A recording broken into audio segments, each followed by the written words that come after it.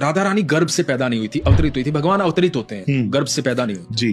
तो माँ कीर्ति और वृषभानु जी उनके पिता हैं, ये बड़े दुखी रहते थे कि कोई संतान नहीं है। तो वृषभानु जी बहुत अमीर थे, राजा थे उस समय वहां के। तो एक दिन माँ कीर्ति सुबह स्नान करने गई, देखा कि यमुना महारानी जिस तरह बह रही है उसके विपरीत में एक कमल का बड़ा फूल बहता हुआ आ रहा है, और वो बहता बहता माँ कीर्ति तक पहुंचा। उसके अंदर प्रकाश था। तो जब माँ कीर्ति के पास वो फूल पहुंचा, फूल खिल गया, उसकी पत्तियां खुल गई, और पत्तियां जैसे ही खुली तो अद्भुत तेज लिए हुए अनंत ब्रह्मांड की सर्वेश्वरी वहां पर विराजमान थी, राधा रानी। देख करके माँ कीर्ति पागल हो गई, गोदी में उठाया राधा रानी को। कोई शब्द नहीं आ रहा था मुंह में, सूझ नहीं रहा था ये हो क्या रहा है। इतने दिनों से यमुना महारानी से मांग रही थी मैं, मुझे संतान चाहिए, संतान चाहिए। दौड़ी दौड़ी वृषभानु जी के पास गई, सुनो हमें यमुना महारानी ने संतान दी है, ये देखो कौन आया है।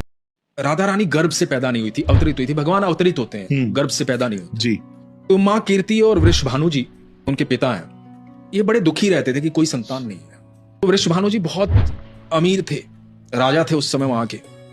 तो एक दिन माँ कीर्ति सुबह स्नान करने गई, देखा कि यमुना महारानी जिस तरह बह रही है उसके विपरीत में एक कमल का बड़ा फूल बहता हुआ आ रहा है, और वो बहता बहता माँ कीर्ति तक पहुंचा। उसके अंदर प्रकाश था। तो जब माँ कीर्ति के पास वो फूल पहुंचा, फूल खिल गया, उसकी पत्तियां खुल गई, और पत्तियां जैसे ही खुली तो अद्भुत तेज लिए हुए अनंत ब्रह्मांड की सर्वेश्वरी वहां पर विराजमान थी, राधा रानी। देख करके माँ कीर्ति पागल हो गई, गोदी में उठाया राधा रानी को। कोई शब्द नहीं आ रहा था मुंह में, सूझ नहीं रहा था ये हो क्या रहा है।